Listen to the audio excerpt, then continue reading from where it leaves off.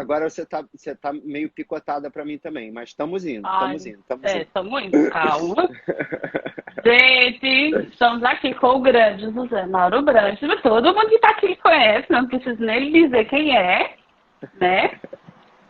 Mas a gente vai falar um pouco sobre a criança que existe em nós. Né?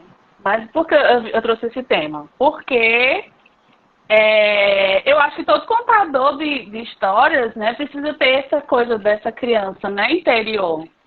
E aí eu queria, você como a gente, né, o grande contador de histórias, principalmente pra gente, né? Tem pelo menos umas três aqui que eu conheço, que você é referência.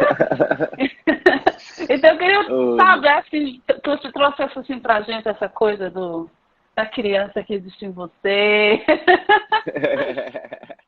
Bom, eu na verdade tenho pensado nisso cada vez mais, assim, porque eu acho. Eu estava até comentando isso outro dia na minha oficina com meus alunos, que eu imagino. A gente é muito ligado à criança, né? A gente que escolhe trabalhar para criança, isso existe um motivo, né? E quando você escolhe trabalhar para criança fazendo arte, é uma outra coisa além disso, né? Quer dizer, porque eu acho que tem três tipos de trabalho para criança. Quer dizer, tem aqueles que trabalham com a criança que estudou, né? Especialistas em infância, estudam a criança a fundo, psicanalistas e tal, e entende, tem essa criança estudada, aprendida, né? Tem aqueles que trabalham para a sua criança, seu filho, né? Aquele que tem, em geral, né? Existe todos os autores, grandes autores, quando tiveram filhos, tiveram vontade de escrever livro para criança, né?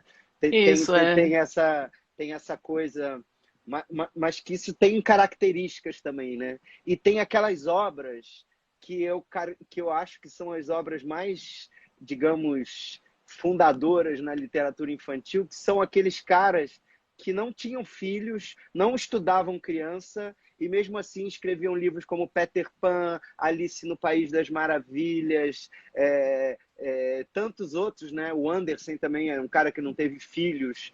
Quer dizer, Exupéry, que escreveu O Pequeno Príncipe, também não tinha Sim, filhos. é verdade. Então, assim, eu tenho certeza que esses escritores escreveram para a sua criança interior, né? A criança que queria aquela história, que criou aquela história, que imaginou, era a sua própria criança. Então é uma coisa mais sem limites, mais amoral, no sentido de que não vem para ensinar, não vem para moralizar, não vem para educar, vem para fruir, né? Para fruir uma coisa que a gente vira criança também quando lê de novo, e que o adulto, quando lê, se reconhece naquilo também e aproveita a leitura tanto quanto a criança, né? Eu acho que são poucas obras no mundo, poucos autores que têm isso, e eu acho que são as obras mais revolucionárias para a infância, que marcaram, que inventaram alguma coisa para a infância ao longo da história da leitura e da literatura, né? Então eu acho que e é óbvio que hoje, quando eu falo três, eu não estou dividindo, eu estou falando de três vertentes que às vezes se misturam, porque eu acho que também uma obra de um escritor não é só uma coisa, né? Então eu acho que pode ter aquele momento que você fez para o seu filho, aquele momento que você fez para a sua criança e aquele momento que você fez pensando nessa criança estudada, idealizada, né? E agora eu acho que as crianças se identificam mais, fruem mais, gostam mais, se libertam mais nessas histórias, digamos que despertam, né? Tanto a criança do adulto como unem, né, as gerações em torno do deleite da mesma história, né? Então aí isso aí começou esse assunto na minha cabeça, quer dizer, começou porque sempre é isso, né, com a gente, né? A gente quer continuar a ser criança, a gente está o tempo todo, quando a gente escolhe ser contador de história, a gente quer continuar no mundo da infância, né?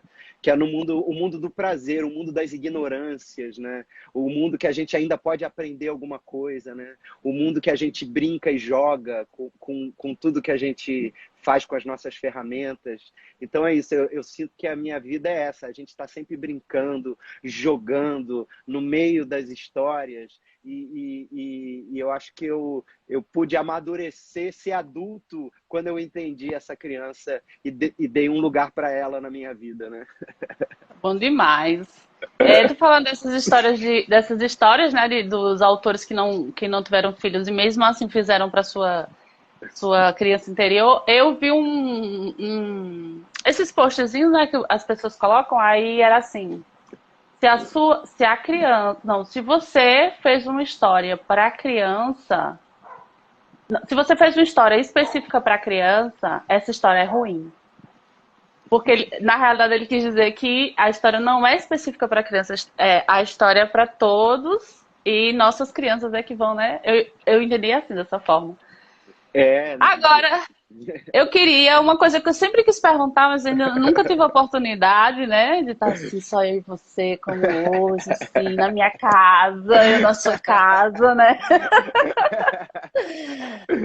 Qual foi essa vontade, assim, de você pegar esses contos de cunho popular, né? Porque você pega esses contos, assim, de cunho popular, de tradição oral, né?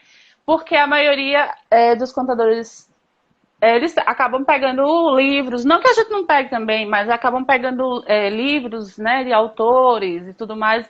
Mas você vem com um trabalho há muito tempo de cunhos populares, Não, de... Pode falar. especialmente o meu trabalho para a infância, né? Eu, quando faço para adultos, eu em geral tô mergulhando em universos literários. Quer dizer, eu acho que são duas vertentes da contação de história que se complementam, que uma ensina a outra, né? Você trabalhar um conto autoral bem trabalhado, isso também te dá uma embocadura para você encarar o conto popular. E o conto popular, eu acho que especialmente eu gosto de contar eles para a criança, porque eles têm exatamente isso que a gente estava falando, né? Você está contando para a criança, mas o pai também está ouvindo, a avó também está ouvindo. Eles são também conteúdos que unem as gerações, né? Então, assim, é muito gostoso contar para a família e ver o pai, a mãe, o avô e a criança juntos se divertindo com a mesma coisa, né? Assim, não tem essa coisa, não. Isso aqui é para criança, só para criança, a criança vê trancada no quarto. Quer dizer, eu acho muito legal, eu busco muito isso na minha arte, que é ela poder ser apreciada por todas as gerações. E eu acho que isso é uma meta, é uma utopia, talvez isso nem seja possível, mas eu acho que buscar isso, e aconteceu várias vezes eu montar espetáculo para adulto e aparecer um monte de criança, e às vezes eu fazia espetáculo para criança e só ter adulto na plateia. Então, assim, Legal. acho que o mercado nos obriga um pouco a dividir essas coisas. Mas se você pensar, por exemplo, no teatro musical, os grandes sucessos são aqueles que, né, o Wicked, o próprio Fantasma da Ópera tem um apelo infantil enorme, né? Uma Muito história lindo, de terror. Quer dizer, qualquer criança vai poder aproveitar aquilo, né? E os adultos viram criança, né? Então, assim, acho que lá fora eles já entenderam isso. Aqui a gente ainda julga, tem que separar a arte para a criança, tem que ser um pouco menor, tem que ser diferente, tem que ser apartado. Eu vejo isso como a mesma coisa, né? A mesma potência, dá o mesmo trabalho, às vezes dá mais trabalho, né? E a gente sempre ganha menos, né? Assim, é um negócio. As pessoas sempre me perguntam: você trabalha por criança porque deve dar uma grana, né? Eu falei: eu não sei. Falei, eu acho que se eu tivesse preocupado com isso, eu acho que eu teria outra profissão, né? O que a gente ganha muito tá sempre ligado na imaginação. Eu acho que a imaginação e o imaginário, a criatividade existe para que a gente nunca perca a comunicação com as crianças, né? Com a nossa criança interior e com as nossas crianças que a gente tem a responsabilidade de educar, né? Enfim, de indicar caminhos, né? Assim, a gente é muito responsável por para que a criança possa continuar a ser criança, né? Então, acho isso sério pra caramba. Assim, É, uma pessoa que colocou as histórias são universais. Uma pessoa não, Wanderson que eu conheço. É Wander, lá do, conta! é lá do Rio Grande do Norte. Ah, então eu não Ele vi. falou, ele falou que as histórias são universais. Com certeza, mas, porém, todavia, eu soube da polêmica do Mac com o seu livro. Eu não Ah, sabia dessa história. nossa, eu vou E até pegar ele aí, aqui. e aí eu quero que você conte essa história para todo mundo que está escutando, né? Porque eu soube depois dessa história. Tem inclusive, uma pessoa que eu sigo, que ela veio contar a história de Herede Galda, desse livro seu, e ela contou a história da polêmica, e eu não sabia. Ai, não acredito, eu tava com ele, eu não sabia dessa história que eu tinha perguntado ao vivo. E aí, vem isso do que você tá falando, né? Que no Brasil a gente quer diminuir o que é infantil, né? Infantil, né? Quer diminuir o que é da criança, é como, esqueci o nome dele, o Ken, né? Que é o indígena, né? Que ele fala que se você perguntar a uma criança o que ela quer ser quando crescer, você já tá dizendo que ela não é um ser, né? Porque ela já é um ser sendo criança, né? Então Já vem é.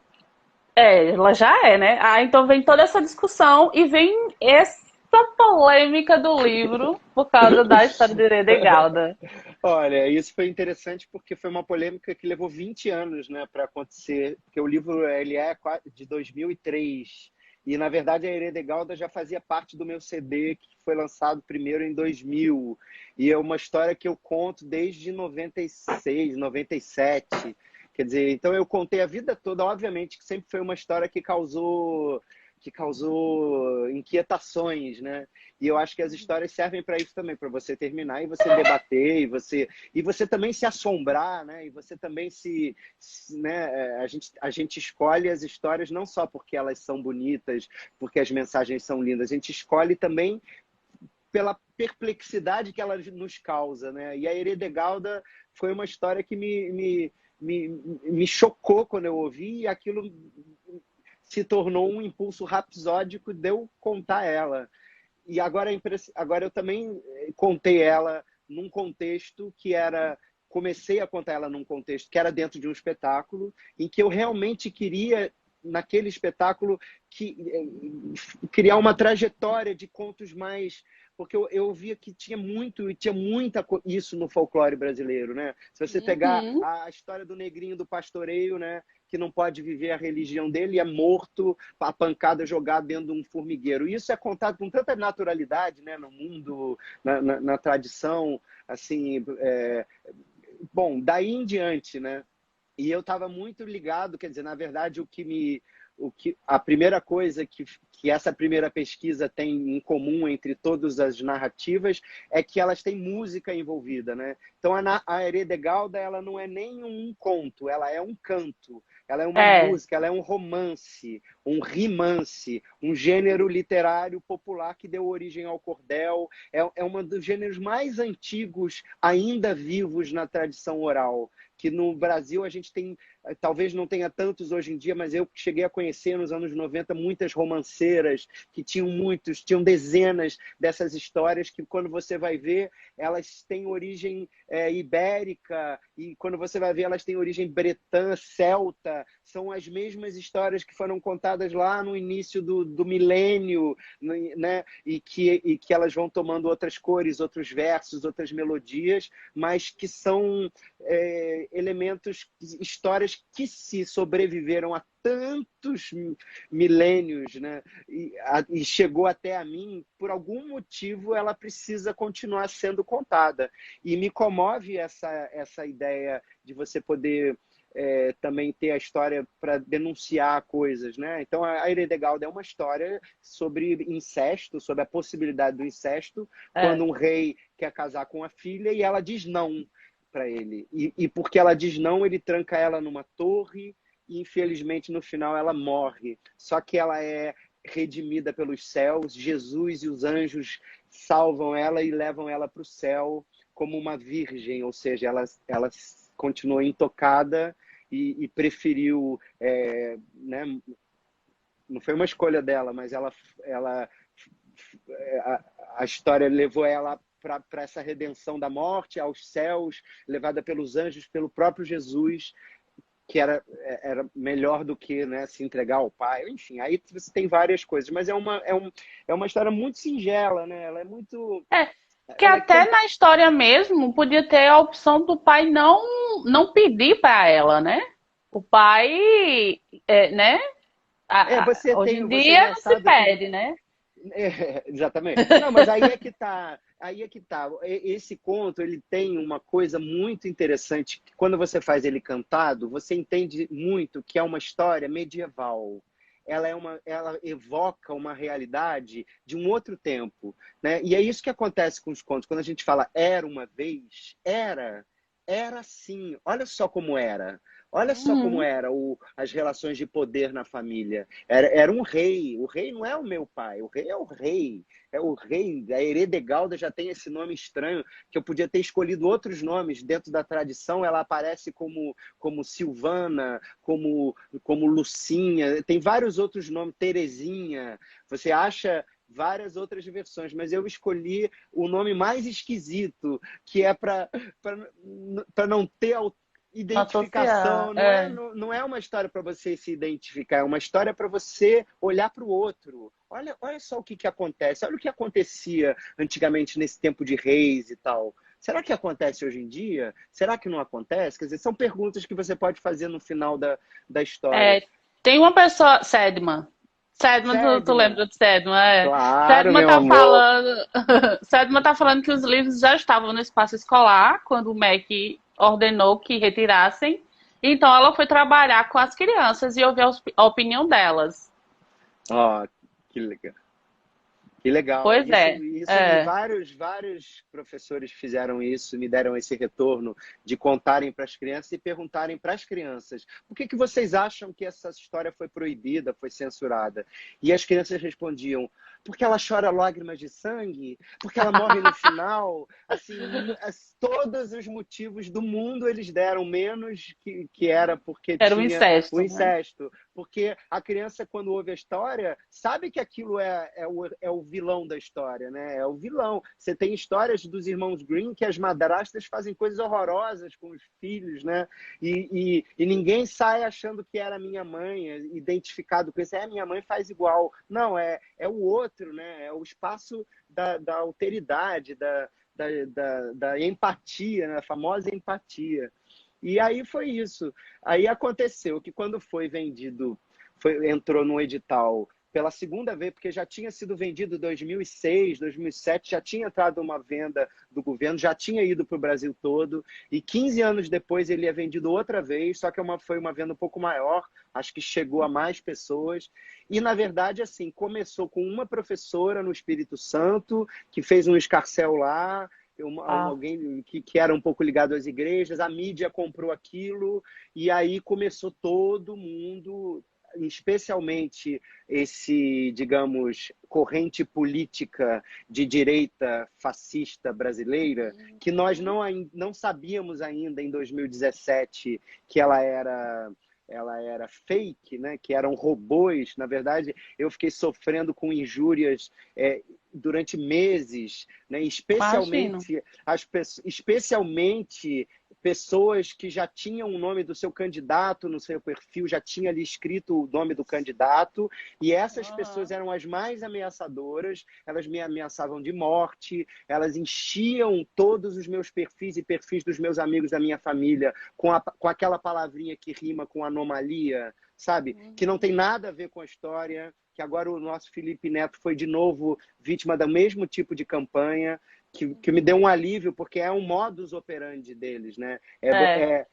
Eles espalham essa palavra horrorosa, né? São eles que estão espalhando isso, não é a Heredegalda. E foi uma coisa muito, muito séria, eu quase desisti de ser contador de história, eu acho que esse ano é que eu estou mais tranquilo e mais seguro e mais preparado para enfrentar esse tipo de inimigo, porque também ao longo desses anos, desde 2007, a gente percebeu que tudo que faz sucesso, que tudo que está na mídia tem a sua parcela de gente que está a fim de odiar, que está a fim de... Então é isso. A Tem muita cultura do gente. cancelamento, né? Exatamente, exatamente. Então, acho que agora a gente está entendendo, a gente está mais esperto para isso, a gente não compra mais isso, né? De É. fato, não, felizmente, eles não acabaram com a minha carreira. Mas, assim, e tá aí, a Heredegalda continua. Eu, depois disso, eu cheguei a Portugal para falar sobre esse assunto e descobri que em Portugal qualquer senhora com mais de 60 anos sabe uma versão decor da Heredegalda, dessa história. Ah, Eu tu tá falando, recolhi. eu tô me arrepiando todinha, tu acredita? Olha, mas isso é lindo, eu ouvi, eu tenho gravado, isso foi um alento tão grande, porque ao mesmo tempo tem uma hora que eu até me perguntei, será que essas histórias não têm que ser esquecidas mesmo? Será que eu forcei a barra de evocar a Heredegalda desse corpus da memória popular? Porque, né, porque a memória popular também esquece de coisas. Alguns contos ficam, outros vão, mas outros também vão para o esquecimento, mas depois eles voltam. E depois eles estão todos registrados aí em milhões de livros. Quer dizer, eles estão aí, eles vão continuar circulando, né? Então é muito mais legal que a gente fale desse assunto junto ao professor, na escola, lendo um livro, sabendo que com esse tipo de terrorismo virtual, né? Isso é proibido! Eu falei, isso era a minha maior preocupação, porque quando você diz para uma criança que o negócio é proibido, elas querem mais ainda, né? Elas É. vão.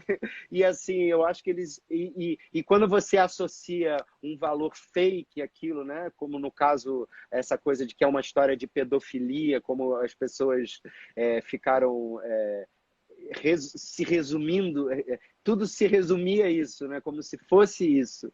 E E se não é fosse isso, era para ser debatido, né? Na escola. Foi exatamente. o que. Pronto, a pessoa que falou que eu ouvi do livro, ela falou que, primeiro, né, lógico, ela leu o Heredegalda, aí citou seu nome, o livro e tudo. Ela tem o livro. Aí ela falou que ela era, lógico, era contra a ditadura, né, de recolher, de ter recolhido, porque esse livro ele poderia ter o professor ter o acesso ao livro, ler, não quer Isso contar, não não conta, conta. Perfeito. né? Ou então conta só entre os professores, vamos discutir, né, sobre isso. Ou então conta de outra Exatamente. forma para as crianças, Ou né? Se então você se muda, incomoda. ou então muda a faixa etária, né? Porque eu acho que ficou essa coisa de que era para criança de 6 anos. E na verdade Isso. num primeiro momento eu me senti um pouco traído, porque eu também nunca disse que esse livro era para 6 anos. Ele nunca foi, né? Inclusive a primeira edição era de uma série da Rocco chamada Rocco Jovens Leitores. É uma série, quem quiser que conte outra.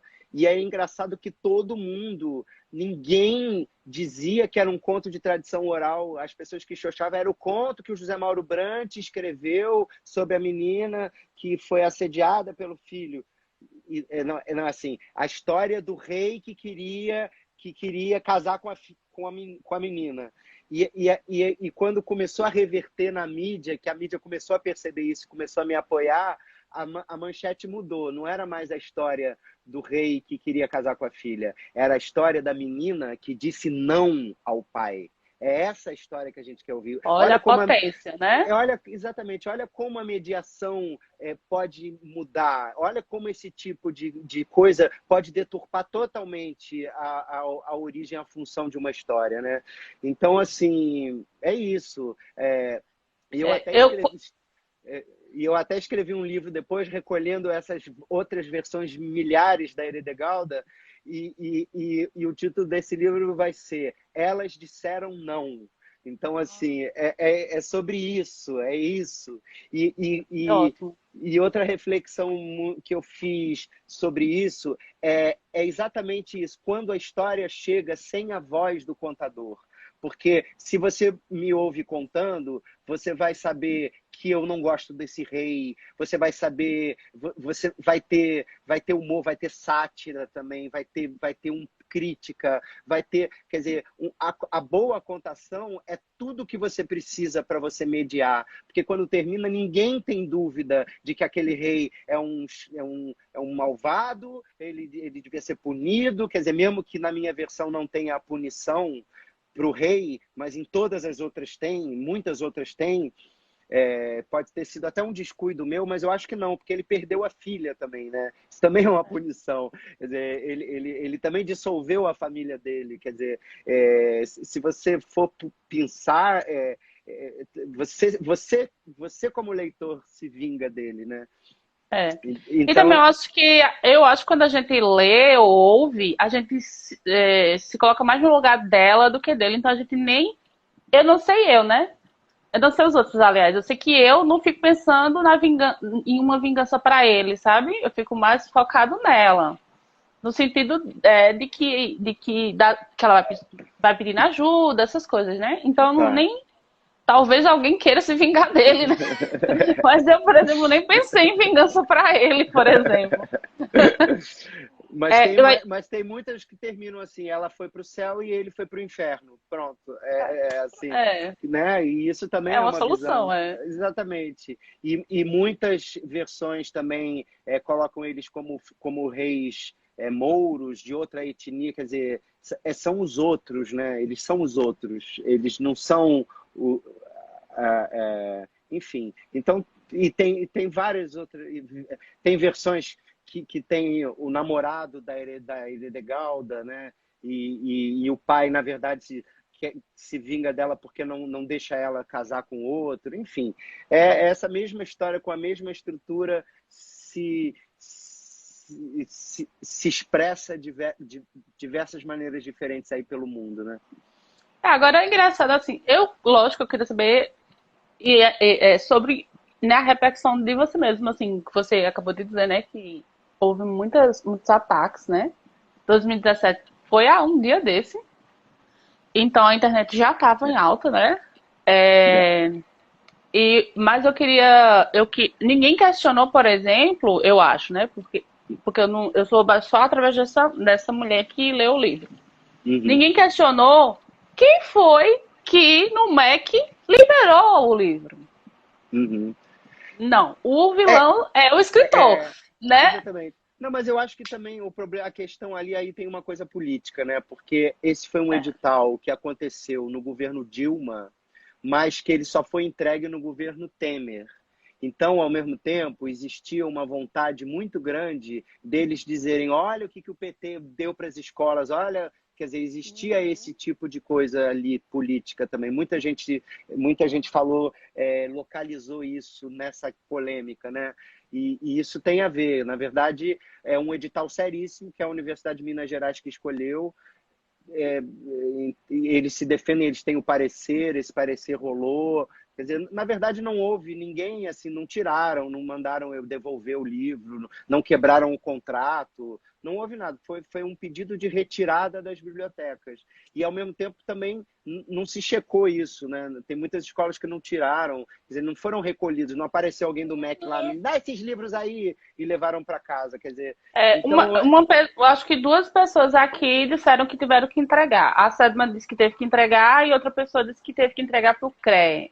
Eu não sei o que é um CREA. pois é, aí cada localidade, enfim, resolveu isso de uma forma diferente, né? Ah, Mas é chato, porque era um livro super sério, é um livro que já tinha sido premiado outras vezes, é um livro que representa muito todo o início do meu trabalho com conto popular.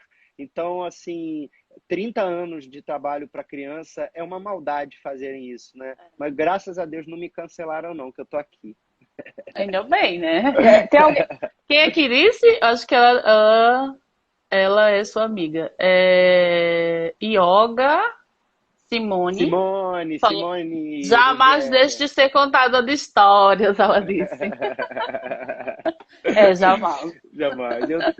Agora, o que me salvou, na verdade, naquela época, porque eu estava em pleno processo de criação do meu espetáculo Macuru, musical de Ó, Niná, né? é Yane ou Elane? Yane disse, sim, entregamos aqui no Rio Grande do Sul também.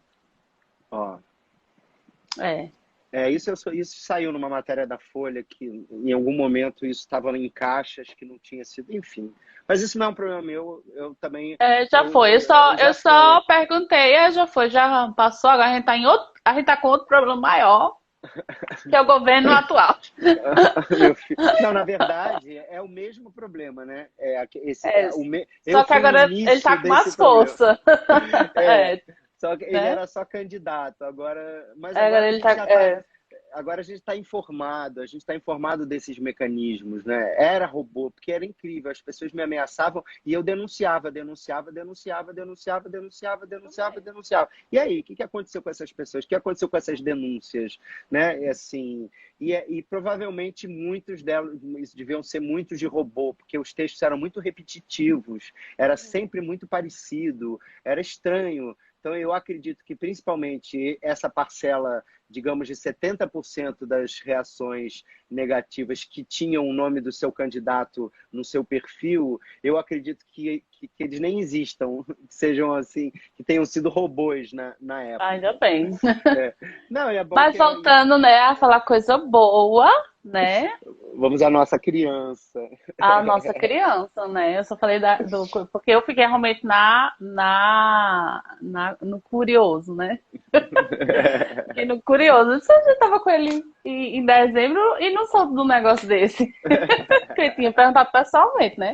Não, e muita Ai, gente acompanhou essa história e não sabe que sou eu, assim, né? Não ligou o nome à não ligou o pessoa. nome da pessoa pra ver, né? Ainda bem, porque ou não, né? Porque se ligasse, daria mais força pra, né?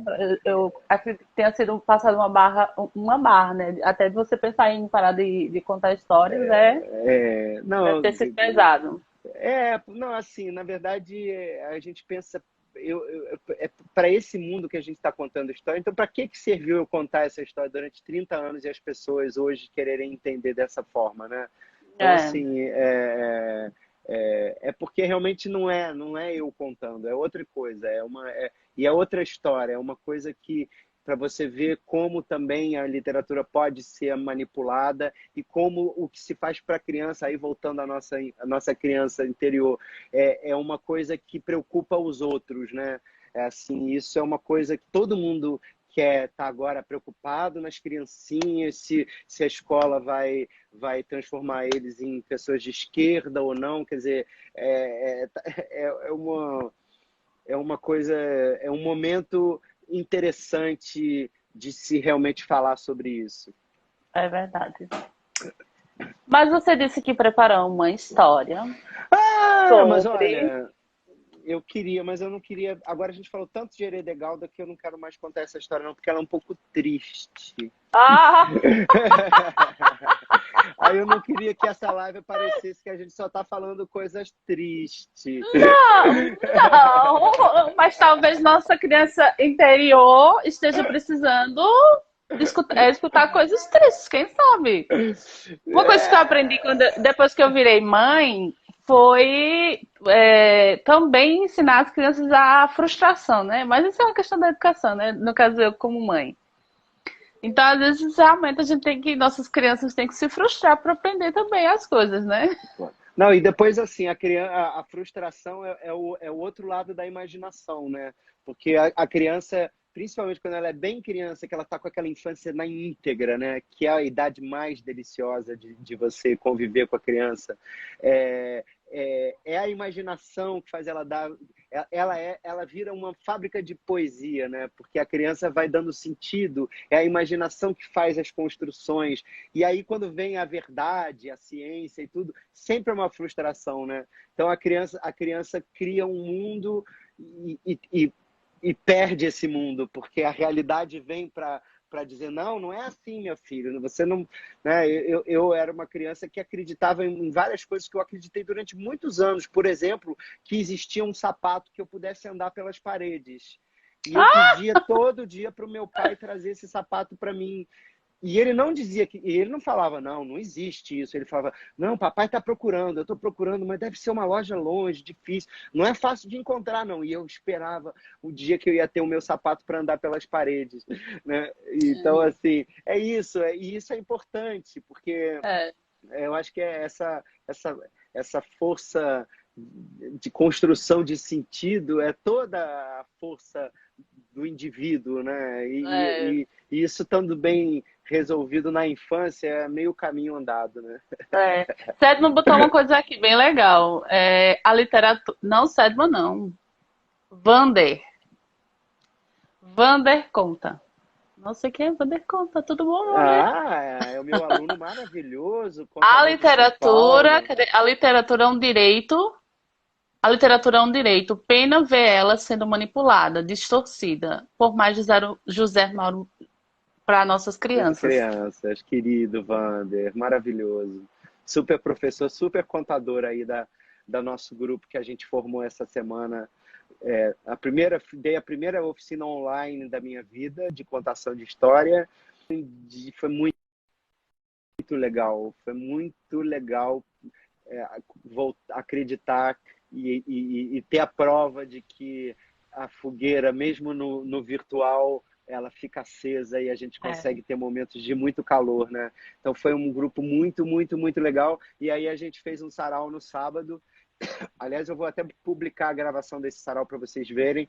E muitos contadores legais. A Ivander, que estava lá na turma, Simone, também maravilhosa professora de yoga e contadora de história. Tantos, né? E um grupo do Brasil inteiro. Foi muito legal, foi muito gratificante. Ai, E que será tudo. mais, porque aí dá vontade demais, né?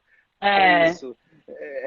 E essa coisa das pessoas dos lugares, né? A curiosidade de um pelo outro. Quer dizer, foi um amor coletivo ali daquela turma, de todos por todos. Então, foi muito bom provar que isso é possível no virtual, que é onde a gente está podendo contar a história no momento, né? é verdade. Sim, e a história? Não vai ser essa que você vai contar, vai ser outra? Vai ser outra. Vamos contar uma história. Ó, eu queria contar uma história. O que eu vou contar para você hoje? E eu, quando botei a outra história aqui do Rubem Alves na minha fuça. Mas, ó, eu tinha separado isso aqui. É um trecho do Garcia Lorca. Vou só ler aqui para você antes. As emoções da infância estão em mim. Eu ainda não saí delas. Eu sou um pobre garoto apaixonado e silencioso que, quase como o maravilhoso Verlaine, o poeta francês, tem dentro uma açucena impossível de regar. Eu posso até me apresentar aos olhos bobos dos que me olham como uma rosa muito encarnada, que não é a verdade do meu coração. Os meus versos dão a impressão de algo formidavelmente passional.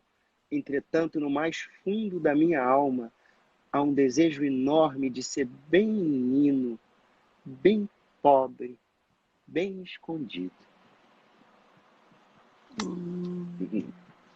Eu. Deixa eu ver se eu encontro. Peraí, tem um negócio aqui. Vá procurando sua história aí, que eu vou procurando um negócio aqui. Ó, Cadê? Tá aqui. Eu lembro.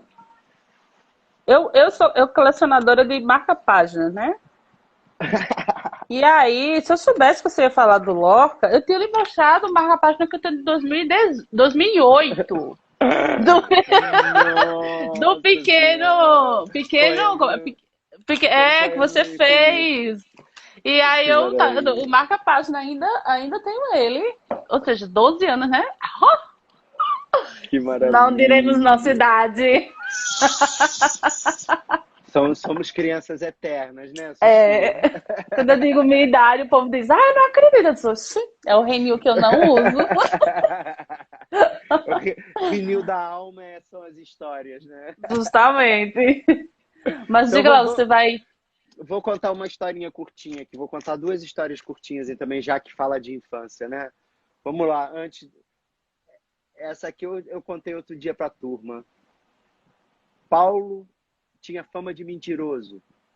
Um dia ele chegou em casa dizendo que vira no campo dois dragões da independência cuspindo fogo e lendo fotonovelas. A mãe decidiu botá-lo de castigo. Mas Um outro dia, ele chegou em casa dizendo que caíra no pátio da escola um pedaço de lua e que era toda cheia de furinhos feito queijo, e ele provou e tinha gosto de queijo. Dessa vez, ele não só ficou sem a sobremesa, como foi proibido de jogar futebol durante 15 dias. Agora, no dia que ele chegou em casa, dizendo que todas as borboletas da terra passaram pela chácara da Ciaeupídia e queriam formar um tapete voador para transportá-lo para o sétimo céu, a mãe levou ao médico. E quando terminou a consulta, doutor Epaminondas balançou a cabeça. Não há nada a fazer, dona Coló. Esse menino é mesmo um caso de poesia. A incapacidade de ser verdadeiro do Carlos Drummond de Andrade. E essa história que a gente estava falando, que é como que a criança é poesia pura, né? Os sentidos que a criança dá ao mundo são poéticos, né? E é assim que a gente deve ver, né? Houve um tempo em que a fantasia era censurada também, né? Assim, essa coisa... Os contos de fadas já foram censurados, o Monteiro Lobato já foi censurado, né? E porque era mentira aquilo, né? Não era ficção, não era imaginação, era mentira. Então, eu acho que isso é um debate muito sensível para os nossos tempos. O que é mentira, o que é opinião, né? Então, e o que é ficção? Ficção sabendo que é ficção, esse território seguro, né? Vamos entrar na ficção, vamos prospectar possibilidades para o mundo, né? É assim que a gente vai ampliando e sonhando com um mundo melhor, né? Ampliando nossos horizontes através do que a gente lê. Simone Bom, botou um monte de dando oi. Simone Yoga. Simone, Ruggiero, maravilhosa O também. Vander disse que era lindo, o trechinho do poema. É poema ou é um contozinho? Não, aquele do Lorca que eu falo... Ah, não, esse do Não, Drummond do Mão. Drummond é um contozinho, aqueles contos, histórias curtas, né? Tem vários livros, aqueles 70 historinhas, tem várias coletâneas dessas histórias curtas que o Drummond, ele escrevia muito para jornal, né? Acho que a maior parte dessas histórias ele escreveu para jornal e que acabaram virando... E eram contos, são contos, né? Com essa qualidade literária, né, dele fantástica. Então, e o Lorca, na verdade, é um trecho de uma conferência, também um trecho da peça, né, que depois entrou na minha peça, que você teve o privilégio de assistir. 2008. Tu tocava aquele piano, não era? Tocava. Aprendi só para peça. Quer dizer, eu sempre dedilhei um pouquinho, mas não sou pianista, não. Mas de vez em quando... Aí todo mundo... Eu lembro que tava todo mundo em suspensão, achando aquela coisa bem linda. Aí tu se levantou assim, quem quiser... Se vocês quiserem aplaudir, pode aplaudir. A gente... Porque a gente sabia a hora de aplaudir. Porque era tão assim, né? Ai, agora a gente quer aplaudir, mas não pode, porque quer, né? Foi maravilhoso aquele. Lindo, lindo, lindo. Exatamente. E é uma coisa interessante desse exercício, que era um texto muito literário, mas que a gente buscava né, essa quebra para não perder a interlocução com o público, para não deixar também de ser uma contação de história. Só que ali, no caso, era um personagem que estava contando, né? Mas é um personagem que tem a ver comigo, né? Mas como ele era pianista e contava, sempre fiquei fantasiando. Eu queria ter sido uma mosquinha espanhola nos anos 30, 20, 30, para ter visto essas conferências dele e como descrevem que ele fazia em teatros, para falar de folclore, né? Para contar as histórias dele. Agora, as histórias dele eram músicas, né? Eram canções. Ele realmente não recolheu contos populares, mas recolheu romances, como o da Herede Gauda. Inclusive, tem um romance dele, que é o romance de Dom Boisso, que está também lá, que também é uma história sobre incesto, que não se realiza, que é um homem que vai procurar uma mulher, encontra, mas descobre no fim que ela, na verdade, é a irmã dele. E aí, obviamente, eles têm uma reconciliação. Que bom, procurei uma mulher e achei a minha irmã perdida, né? Ah, Assim, legal. então, é interessante. E também toda contada, toda cantada, né? Se eu tivesse ela na ponta da língua, eu agora já mandava ela Já para falava, você. era. Mas eu posso Vander, pedir. Vander Mas falou eu aqui, como diria Pedro Bandeira, mais respeito que eu sou Eu sou criança. criança. E nesse conto que eu não contei hoje para você do Rubem Alves, ele fala que antigamente criança era feita para sofrer, né? Aí ele cita um poema da Cora Coralina que fala assim: criança, no meu tempo de criança, não valia mesmo nada. A gente grande da casa usava e abusava, sob pretexto de educação. No Dia das Crianças, uma poetisa, assim, ela conta poemas, né? Ela pegou da Cora Coralina, é esse conto que você está falando, sobre um bolo, né? Ela fala que criança não valia nada e que tudo que ela queria era comer um bolo. Aí ela vai descrevendo a sensação de comer um bolo, só que a criança não comia bolo, que comia era para as visitas. É muito boa, muito Exatamente. boa. Como aquele Maravilhoso. conto que eu uso sempre na minha oficina, que aliás tem vários contos correlatos, né, a essa proibição, né, de. Ih, eu acho que acabou a bateria do meu fone. Ah, não, centro. Essa metáfora da comida, da proibição de você não comer, isso não é para criança, né? Aí tem aquele conto das cocadas, né? Que a gente Sim. usa muito, que aliás, se você quiser, eu posso fazer. É que Instagram tem pouco espaço para contar com livro, mas você conhece tem essa versão aqui. E depois sai tudo trocado, sai tudo invertido aí na casa da pessoa. As cocadas. De Cora Coralina.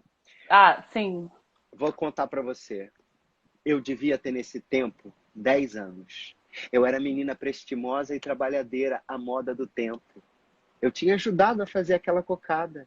Tinha areado o tacho de cobre.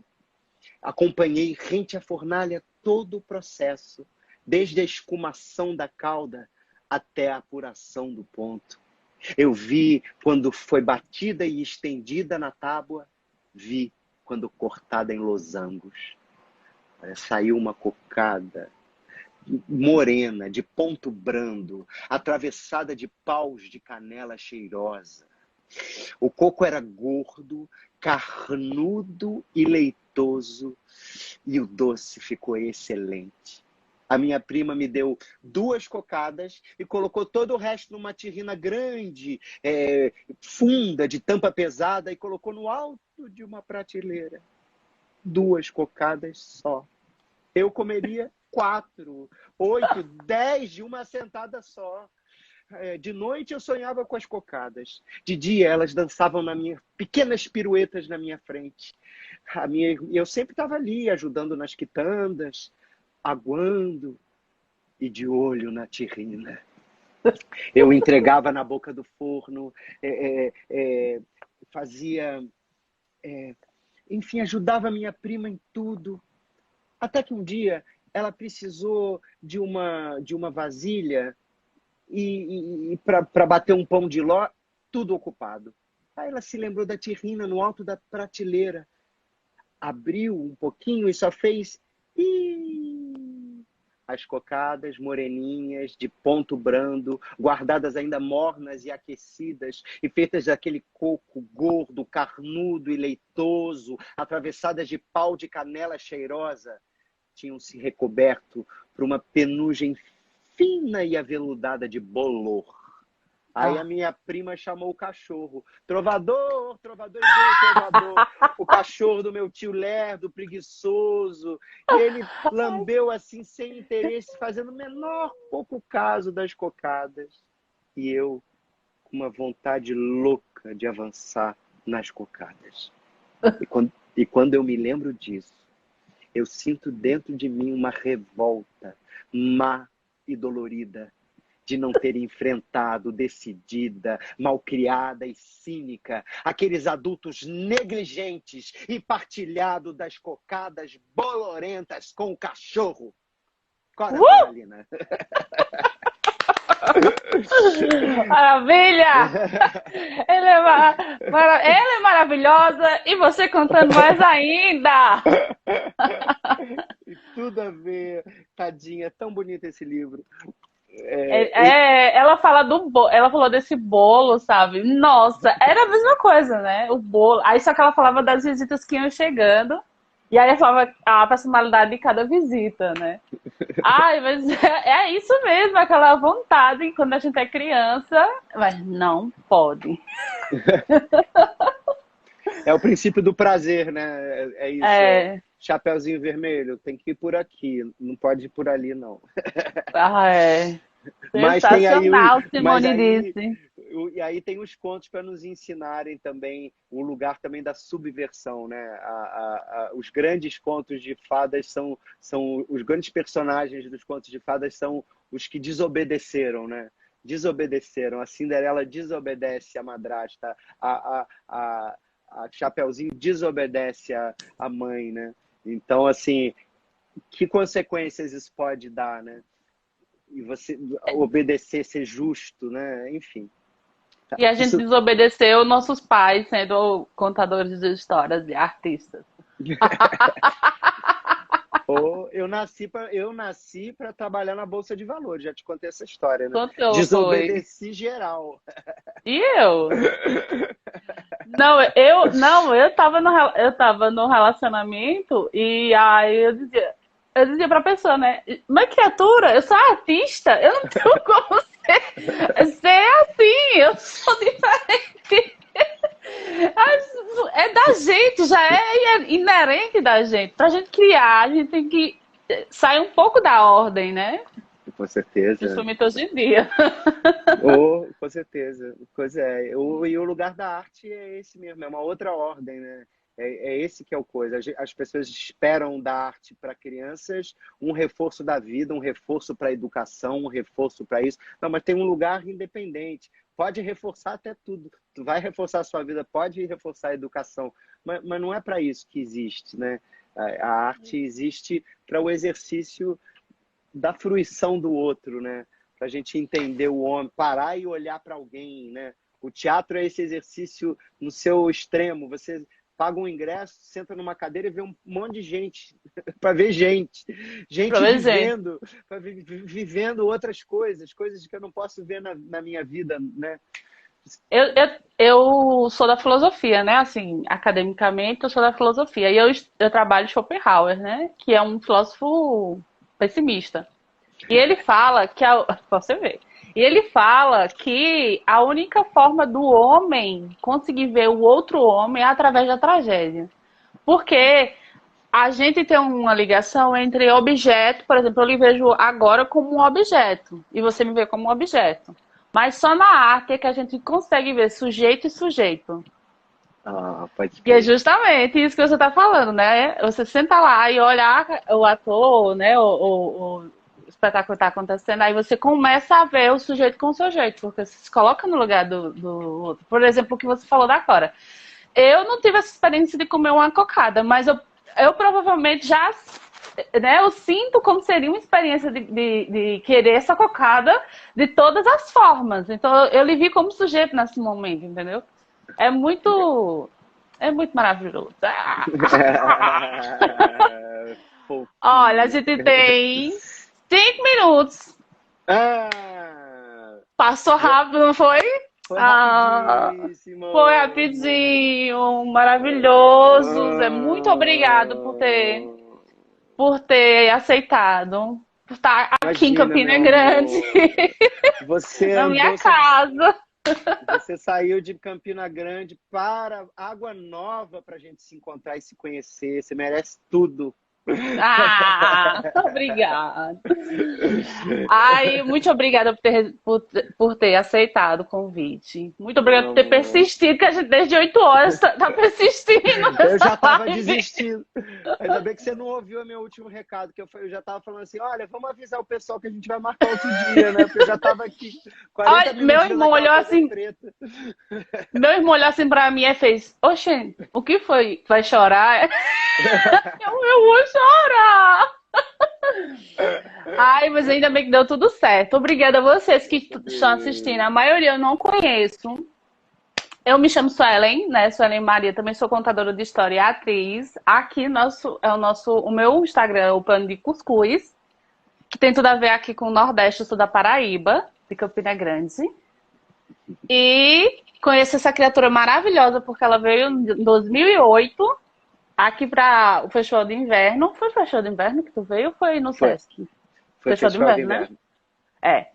Eu que sou Veio cliente, que eu com. já fui umas 3 ou 4 vezes de festival maravilhoso. Aí eu conheci esse um maravilhoso. A gente conheceu toda, né? Toda. A gente tem 12 anos que se conhece. Eu conheço mais você do que você a mim, porque eu, né, sou a psicopata que você. Acho que ele Tem soube boa que eu fui bater em memória. água nova. Não sei.